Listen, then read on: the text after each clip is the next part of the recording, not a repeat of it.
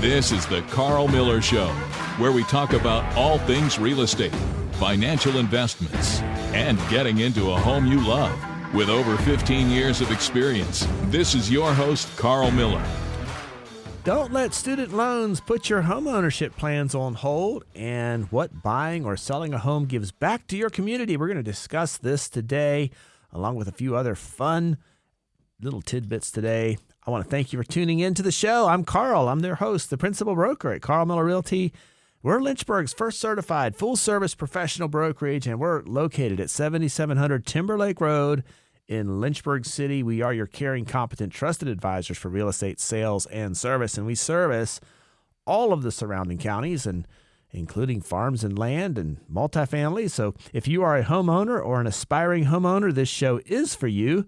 And I'm in a network of the best realtors in the United States who have a coach, who have a relational aspect to the real estate business.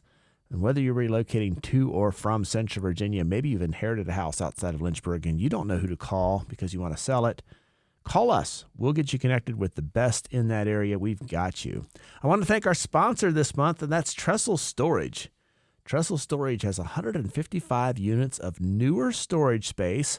They're located just 6 miles south of Route 460 on 501 in Rustburg, and they offer climate-controlled storage units. You'll enjoy a gated, fenced, secure facility with automatic keypad entry, spacious parking, and a wide road that's really easy to maneuver a 40-foot rental truck around in without clipping the corner. I've seen that happen all the time on these storage unit facilities, and people come back with a damaged truck or they damage a property. That's not the case at Trestle Storage. Wide space to maneuver. And you'll love the convenient location and easy access. It's just 1 mile north of Rustburg. There's boat and RV outdoor storage spaces available too, and also some drive-up units, I should say. Climate-controlled units start at just $115 a month. You can use discount code RADIO15, Radio15, and you'll get 15% off any climate-controlled unit for your first 6 months. Visit TrestleStorage.com today. It's time for a new featured listing from Carl Miller Realty. We've got a listing out in Concord that is a 1,900 square foot Cape Cod, and it's in the Concord Estates community. This is a beautiful large corner lot, nice landscaping. There's a full-length covered front porch. It's just a cool property. Hardwood floors throughout the main living areas. A nice living room with gas logs and a spacious kitchen that features a new refrigerator. The main level primary suite offers a walk-in closet, beautiful bathroom with a jetted tub, and convenient main level laundry. Upstairs are 2 more large bedrooms that share a second full bath. And then there's an unfinished basement with abundant storage and room for future expansion, along with a 2-car garage. This home is priced at $390,000. It's located at 18 Stallion Court in Concord. And Shane Timberlake has the listing information on this one. If you go to carlmillerrealty.com, just click on the agents, click on Shane's information, and you can schedule an appointment today to get into that house. Great property right there, right off of Route 460, a few miles off Route 460 in Concord. Again, $390,000 for a beautiful 1,900 square foot Cape Cod home. Well, I want to talk about student loans. You know, the student loans are back in the news, but don't let that put your home ownership plans on hold, because, you know, if you've been following headlines closely or just catching bits and pieces here and there, it's a good chance, you know, student loans have come up again recently. And whether you're questioning whether you have to hit pause on your plans to buy a home based on the fact that you have student loan debt, here's what I want to talk about today. Having student loans does not automatically mean that buying a home has to wait. The biggest myth, I think, about student loans and buying a home, or a misconception that's out there among first-time buyers especially, is that you have to pay off your student loans before you can qualify for a mortgage. But in most cases, that's not true. Redfin put out an article recently talking about how student loans usually get evaluated the same way other debts do, like credit cards or car payments. And you can get a mortgage with student loan debt. Lenders primarily they assess your debt to income ratio, your DTI, and that compares your monthly debt payments, which includes your student loans, to your gross monthly income. So having student debt doesn't automatically disqualify you. It does affect your DTI. It has to be within certain limits. And we've seen a few clients that had high student loan debt, like 6 digits, the DTI, the debt income ratio, was skewed to where they had to make some changes, save a little bit, pay off a few of those before they were able to buy. But you're in better company than you think, because the National Association of Realtors put out some research recently that shows that 33% of first-time home buyers had student loan debt. So 1/3. Yeah. Most first-time home buyers do. If you went to college, graduated, weren't fortunate enough to have your parents pay it all for you, or smart enough to get a full free ride. that too. Yeah. So here's the stats, and this is for student loans for these types of buyers. So first of all, this stat surprised me. All buyers across the board, like no matter age, first time, second time, fifth time, 16% of all buyers had student loan debt. First of all, so 16% of all buyers still have student loan debt. First-time buyers, as we just talked about, 33%. This is the stat that I think kind of surprised me, was that repeat buyers, 11% of repeat buyers had student loan debt. So 1 out of 3 first-time home buyers. Which is, yeah, like you said, like that's a high number. Yeah. But even the surprising one is the repeat buyers. Right. But I think we're seeing loans. They're large balances. They take a long time to pay off. Yeah, regardless of how you feel about know, the interest, how student loans actually work. Right. Right. That is a bit shocking, but we're seeing people take longer to pay off those loans. So you've got the people in their 30s who are maybe on the second or third house. That's the key. Who are still paying off their student loans. Two things come to mind for me. One is just what you said, the term length, taking the daily 5, compounding interest. 7, 9, 15 years to pay off student loans. So first of all, it's just stretched out longer today than it's ever been. And part of that's a cash flow thing. Let's just keep the payments low. But when you keep your payments low, of course, it takes longer. Years to pay and off. years and years and lots of interest, right? So that. And then the second thing that comes to mind is that typically a first-time home buyer is going to be the fastest to turn around and resell again. They get the job promotion opportunity in another county or another state. They get income, just by climbing the ladder, like entry level. Making, and I'm throwing out numbers, making $42,000 a year, and then 3 years later they're making $65,000 or $70,000 a year. And if you have two people in a household, why are we in this 2-bedroom 1-bath house when we should be? And especially if a baby comes along, so they're going to be faster to move. Like the typical home buyer right now is staying in their home 10 years. Actually, that number is going to jump significantly. We're going to see the data come out for 2026.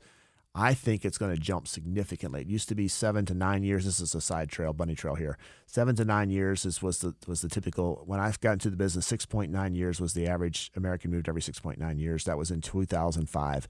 It's now 9 years officially. Honestly, there's some new data coming out. We're going to see that number jump well into the teens. Wow. That the average American staying in their home 13, 14 years is what I think the data is going to show when we get into 2027 and we look back at 2026 data. So that's a little side trail.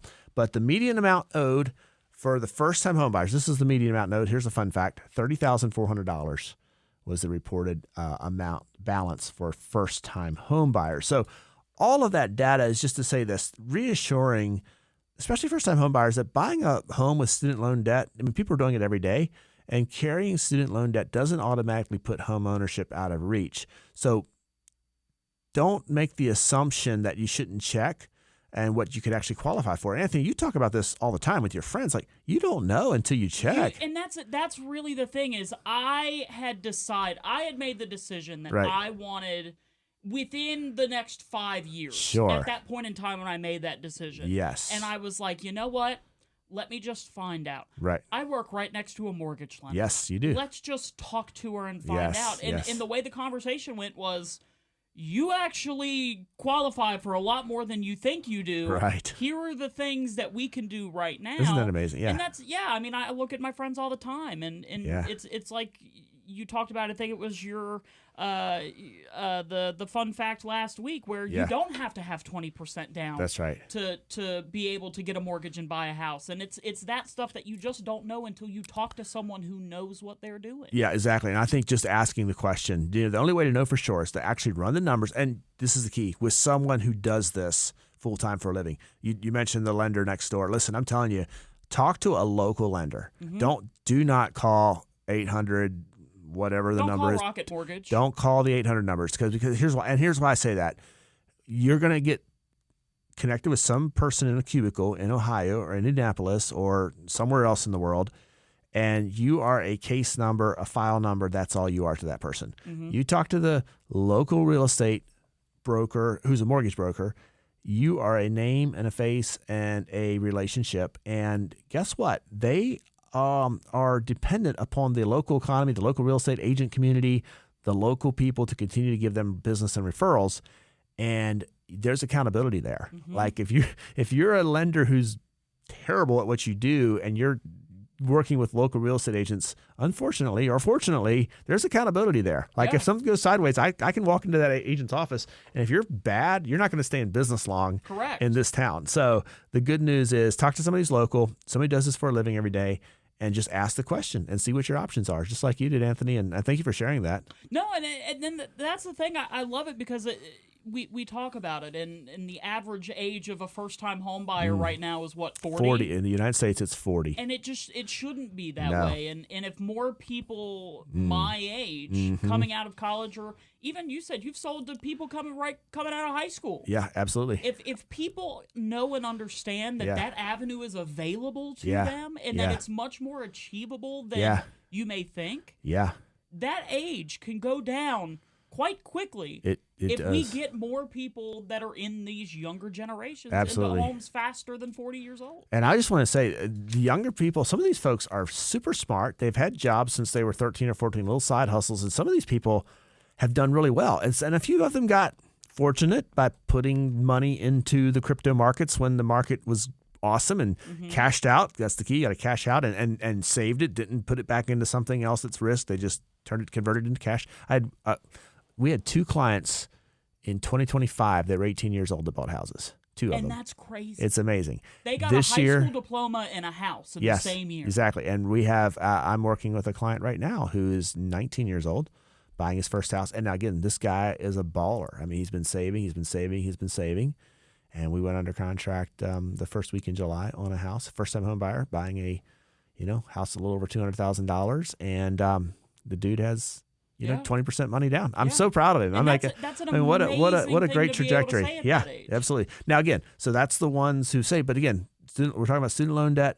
And if you graduated, you got your first job, maybe you have 30,000. That's the median number, 30,400. Maybe you have less, maybe you have more. Doesn't matter. Talk to somebody, find out what your options are, because if you can get a mortgage payment for the same amount or less than what your rent payment is, and you think you're going to be in the greater Lynchburg market for a while, man, I just would say buy your first house. Start paying your own mortgage down. Build your own equity up as opposed to paying off your landlord's mortgage. Now, there's exceptions. I've had people who qualified for buying a home, and I said, look, in your situation, it may be best for you to rent for another year. So all situations are different, but my goodness, look at least your options, and again, ask the question, and ask the next question, and ask the next question. And maybe here's what you can do. When you start asking questions, at least you made a confident, informed decision. You made an informed decision. And it's like you said, Anthony, I decided I'm going to buy a house within 5 years. I didn't know it was within reach right now. Yeah. And that's what's cool about your story. And it takes talking to people. And even if it doesn't go your way in the beginning, you've got that connection. Absolutely.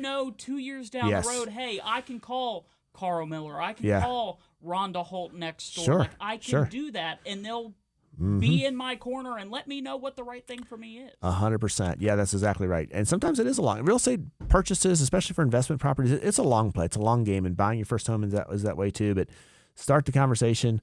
If you're a college student that's graduating this year, maybe you graduated last year, you got your first job right now, you've got some student loan debt, you're in a lease, maybe the lease expires, spring of 2027, maybe it expires October of 2026, and you just want to know what your options are. Contact us. We'll get you in touch with the right people, and you can make a confident and informed decision. Hey, coming up next, we're going to talk about what buying or selling a home gives back to a community.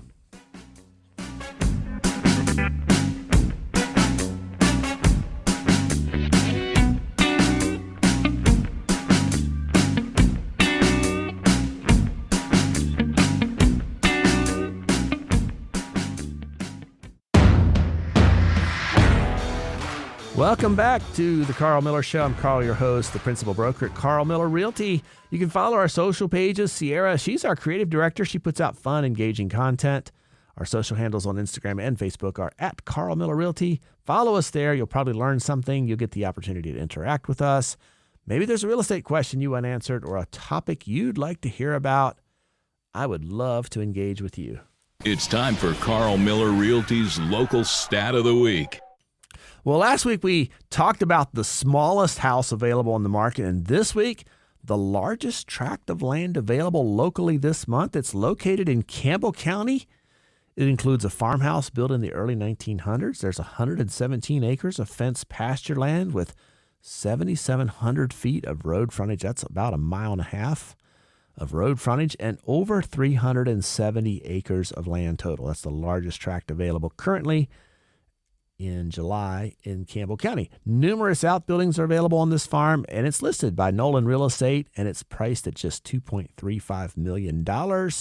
If you're interested in learning more, reach out to me this weekend. I'll schedule a showing, get you down there, get you the surveys and all the information. We can walk it. It might take us all day. That's a lot of land to walk. That sounds like a really cool property, though. It's a cool property. You know what's fun, though, is that, $2.35 million, that's a high price for our market. Yeah.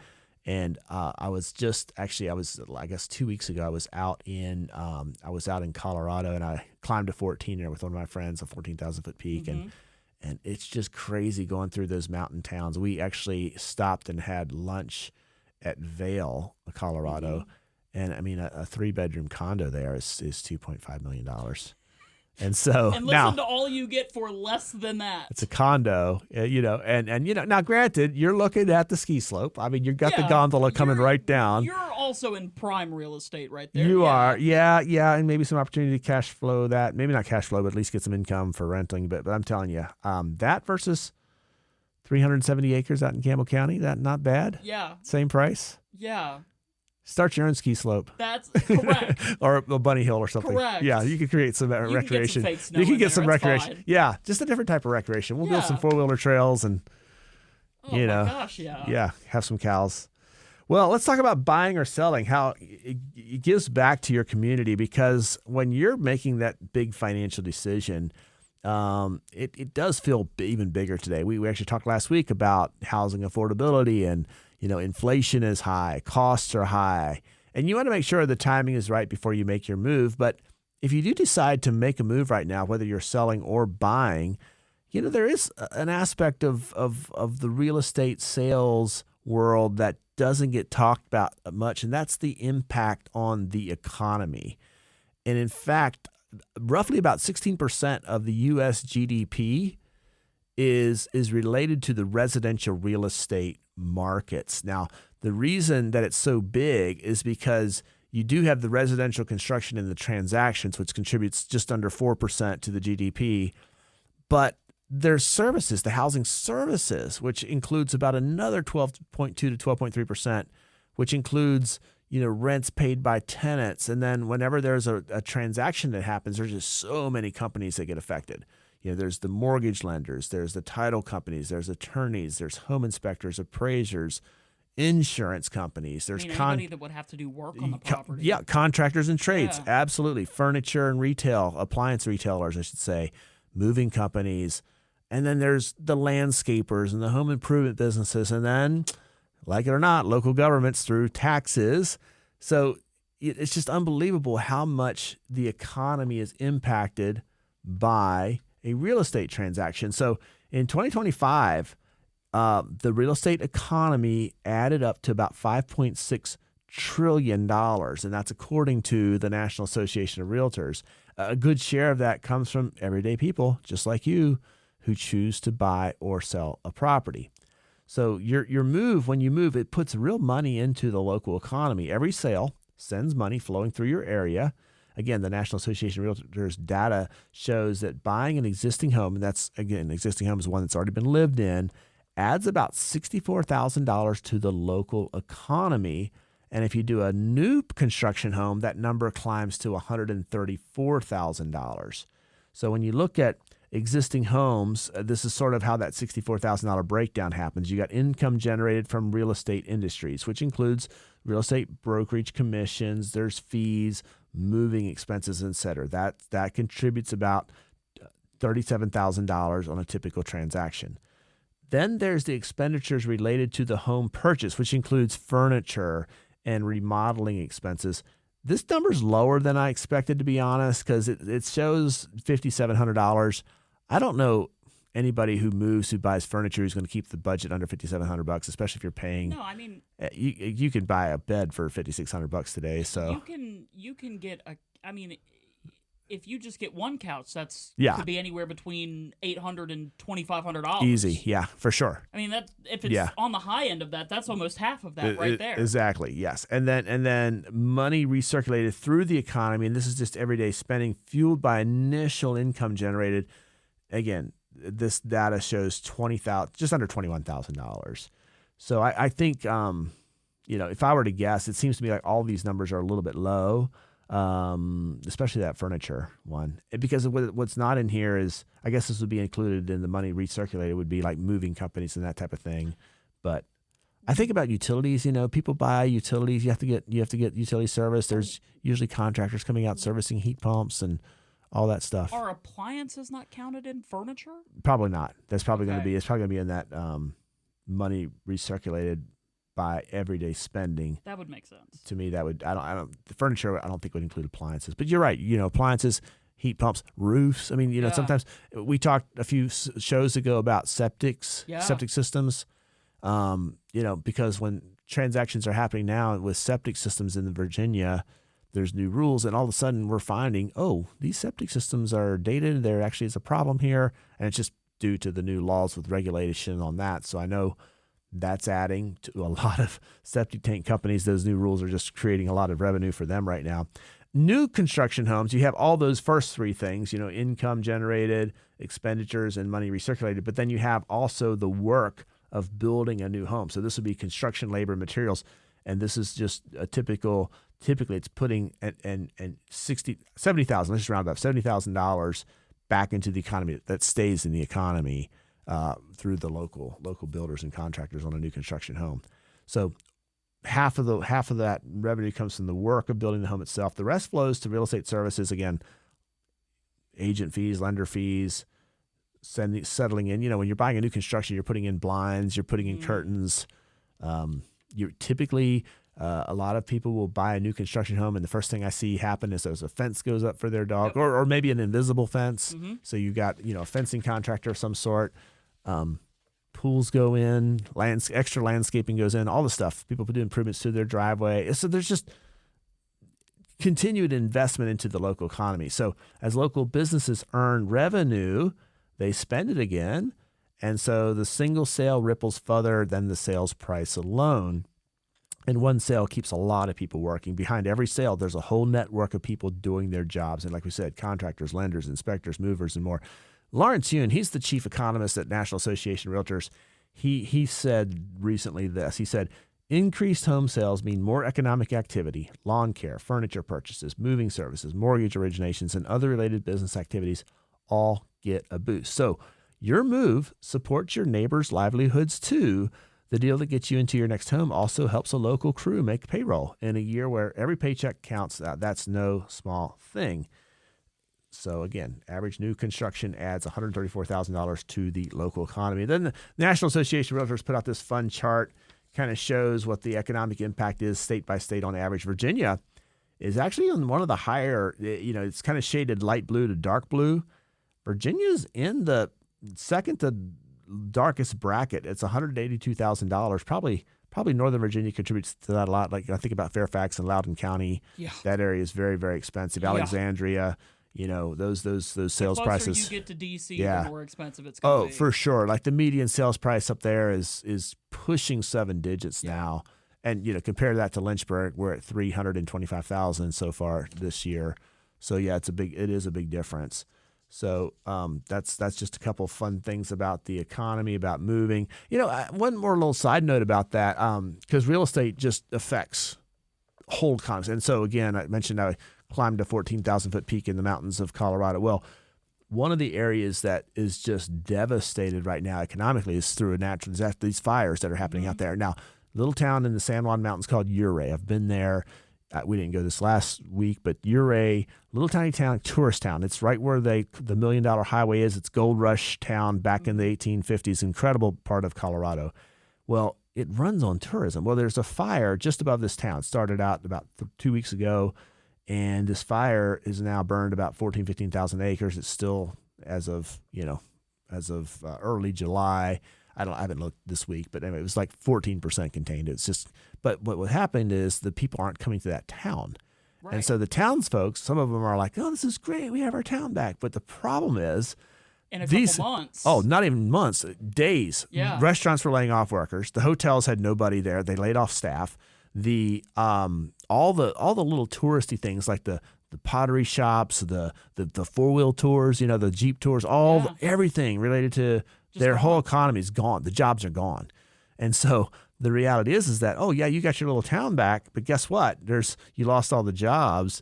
And so the same thing trickles down a little bit to real estate. When the real estate market suffers, and it is, I mean, right now the volume we talked about last week, only 4 million homes or so, 4.09 million homes selling in the U.S. this year, when earlier projections were closer to 5 million homes. It just puts a sluggish number on the economy overall, and we saw that in the latest job reports and inflation, and just it's hurting. The economy's hurting a little bit because the housing market's hurting in the amount of sales happening. And there is a ripple effect that happens. And so if you're thinking about buying a home, go do it. You'll contribute to the local economy. Maybe you'll put a little drop in the bucket for the national, certainly for the local economy. And I will say this, our local economy is relatively stable. It really is. We have a big, diverse job pool, job markets, different trades and industries, from education to healthcare to government to manufacturing. We have a diverse pool of jobs here. The housing, as we've talked about many times on this show, is affordable. It's lower, well below the national average. And again, we talked about this last week, how median sales price hit an all-time high at $440,000. Well, guess what? Lynchburg, Virginia, Greater Lynchburg, $325,000. So big gap. Mm-hmm. Lots of good opportunities here in South Central Virginia. And I would just say this: if you're thinking about buying, call us and we'll help you. We'll get you connected to a good real estate agent who will help you make a confident decision. It's time for Carl Miller Realty's Fun Fact of the Week. Getting pre-approved for a mortgage gives you an advantage. A pre-approval shows sellers you're serious and you're qualified as a buyer, and that can make your offer more competitive when multiple offers are on the table. If you're ready to start your home search, getting pre-approved is the smart first step, especially if you have student loan debt, like we talked about in the first half of the show. Call us today. We'll get you connected with somebody who can help you make a great decision.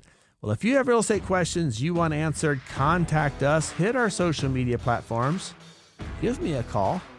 I want to thank you for listening today. We are your local, caring, competent, trusted advisors for real estate sales. And I want to thank our sponsor, Trestle Storage. They have new or almost new units available down in Rustburg. They're located just a mile north of the town of Rustburg, right on Route 501, TrestleStorage.com. And if you want to rent a unit down there today, you can do so by going to TrestleStorage.com, and at checkout, put this discount in for 15% off your first 6 months, and that is this code, Radio15, Radio15. And that lets the owners there know you heard about them on WLNI. Have a great weekend, everyone. Stay cool, and we will see you again next week.